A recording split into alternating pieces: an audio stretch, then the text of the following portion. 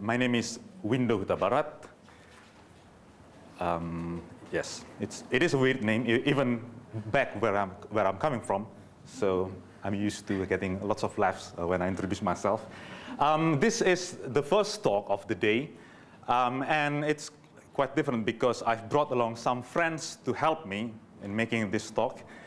They are Oluseun, who is sitting over there, and also Jifan, who's sitting over here. So for this talk, it's going to, for about 45 minutes, we're going to do a bit of a changeover, a bit like the wrestling. So once I got a bit of a problem, I call on my friends to help. We are from what's called a PSS micro research team. We chose that name, first of all, because it sounded nice, but also because there's a reason to it. I'm going to talk about the reason in a separate slide. And I have to say that, of course, we are part of Cranfield University, and our research has been funded by what's called as the Innovative Manufacturing Research Center, which is quite a unique institution in the UK and has given a lot of money in research and manufacturing. I'm going to start with something that I hope is not too gimmicky, but I hope will give a bit of a picture. So imagine you are unwell, and you are unwell in an area or in a situation in which you would have no healthcare facility nearby. So you have no GP to go to for some reason, and you have to get a bit of a care. Now, I think there's a kind of a term that's being popular, that is increasingly popular in the web now, when you're faced with this kind of problems, is what would James Bond do? Yeah, what would James Bond do? And the next slide is going to show you exactly how James Bond deals with it. Raise 500,000. Fold. Fold.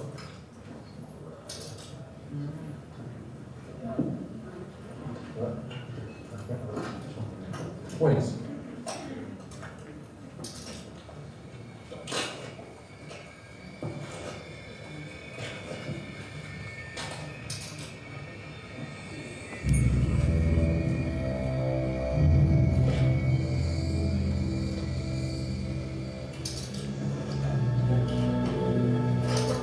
Good man.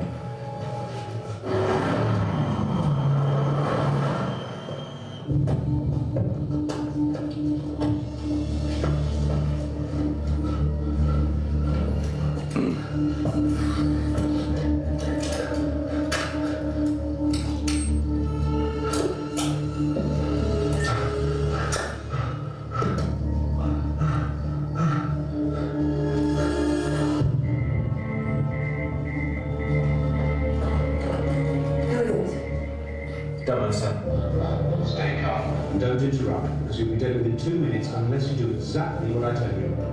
I'm on it. Remove the defibrillator from the pouch. Do not what it is yet. Still scanning.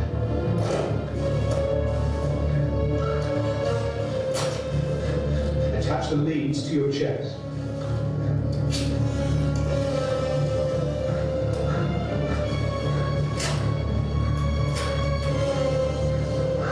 Tricky tachycardia.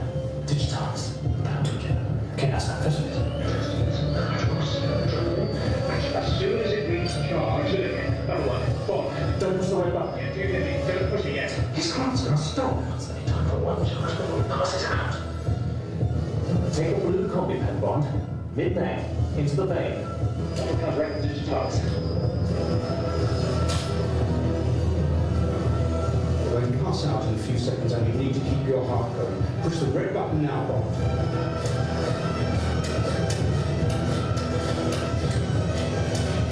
Do it now!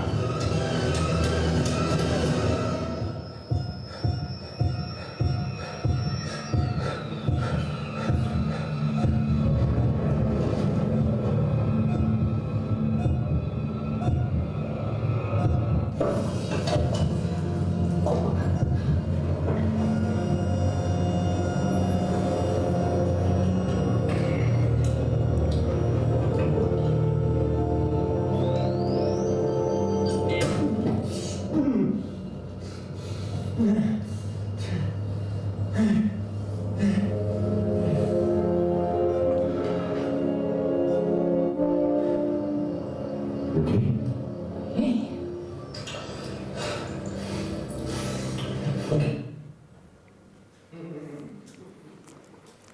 right. I hope you enjoyed that. Have you seen this movie before? Yes, you have. But did you notice this part of the scene? Was it something that stays in your mind? I would have expected it just to pass by to you. But this is actually perhaps perhaps a dramatized version of the application of telehealth, of telemedicine, e-health. You will hear about these terms a lot in the media. But essentially, it's about giving care to people who need it when you actually is a distance away from, well, the doctor is a distance away from the person that is being cared for. So I realized that the term telehealth may conjure lots of scary ideas, but that is at heart the intention. So to give care, it's still to give care. And what's different is that we use new technology in order to deliver that type of care. Now, where we're coming from, we have a way of looking at things that separates things into products and services. Going slightly ahead, the PSS that is in our name is from Product Service Systems. Now, the question then becomes, is that the future of healthcare? Is the future technology allowing doctors to know what's wrong from afar and have the ability to help from afar? Because that's the good thing that we see from that clip. On the other hand, there's also the things that go wrong. That clip that was detached. Wow, that's quite a fiddly thing, isn't it? And if you pay attention at the start, James Bond clipped a mobile phone to the entire system. Now, I'm sure that you've had experience in which you have difficulties getting a signal. What if there's that sort of difficulty? And at the very end, something did go wrong, and luckily enough, there's his lovely assistant along that can help make things go right. What if there's nobody nearby? So with that kind of question in our mind, I'm going to step back a little bit and try to have a bit of introduction of where we're coming from and how we view the problem. The three of us is part of the manufacturing department, and there's in total 7 people. We have 7 people, and 3 of us is here now at the moment.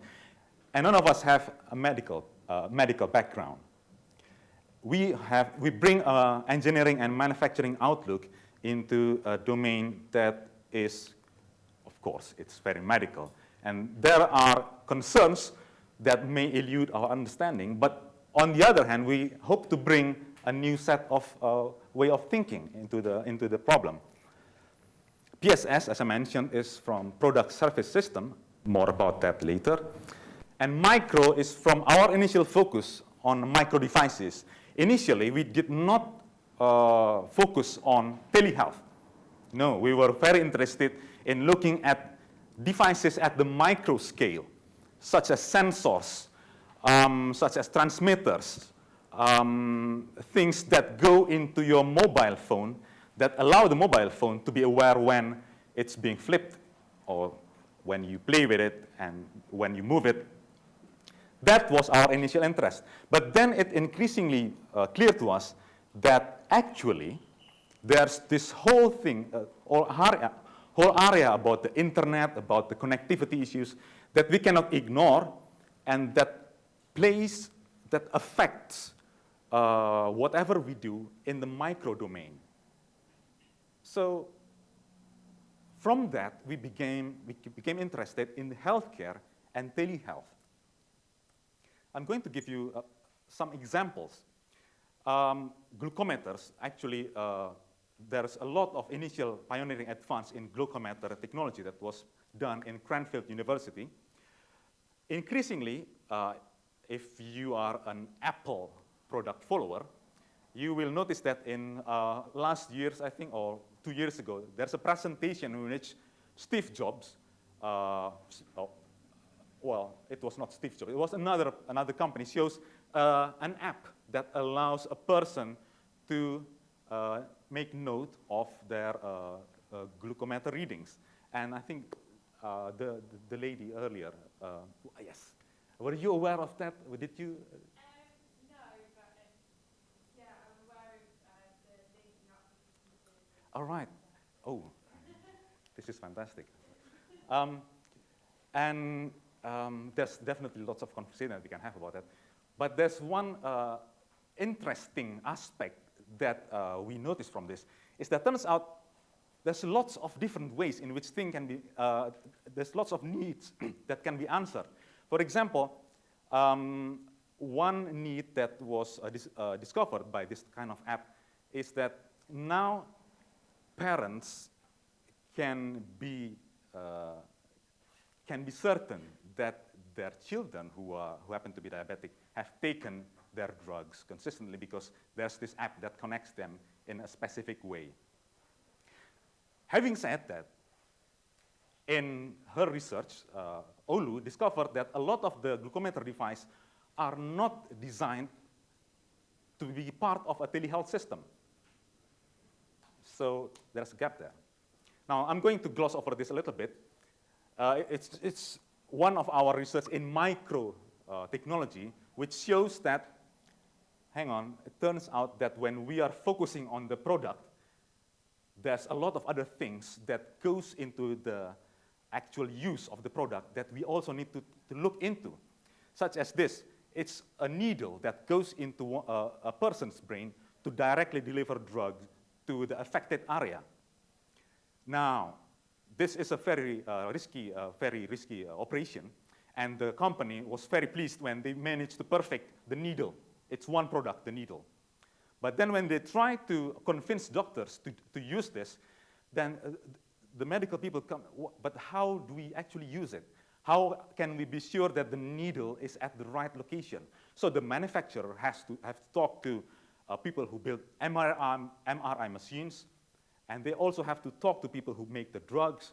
All sorts of connectivity, all sorts of links have to be made by the company, which then makes us realize that actually looking at the products is not enough. We have to also look at the services. So products and services, product-service system. I hope the link is now clear. There's also a very, I think it would be an emotional issue. We also look at the possibility of using microtechnology to allow people to diagnose, to perform an innovative diagnosis of Down syndrome in babies who are still in the mother's tummy. At the moment, there's a needle that needs to go into the mother's tummy and extract the baby's DNA. But with microtechnology, we can actually just take a sample of the mother's blood, and within that sample, the baby's DNA is somewhere in there, floating around. We can take that, and we can analyze it, and then we can say that yes or no, does the baby have Down syndrome or not? Remember, we have, that's the product. That's the product. From the service aspect, thinking about it, we realize, but what if the product fails? What if the product gives the wrong reading? Will that mean that if the product fails, then a baby will have the possibility of being terminated simply because a device goes wrong? And I think I've mentioned this earlier.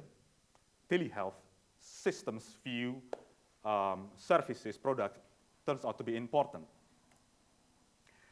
At this point, I would like to hand over to Olu, who is going to explain what we see about telehealth.